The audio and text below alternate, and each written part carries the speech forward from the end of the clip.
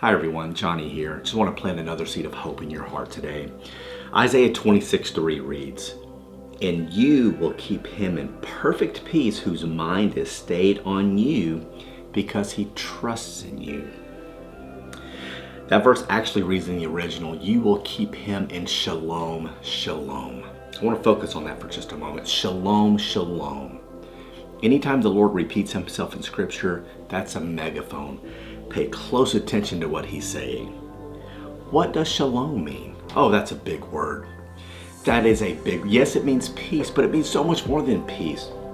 It means being perfectly sound and whole in every area of your life with God's prosperity, provision, protection, and comfort in your mind, in your body, in your finances, in your relationships.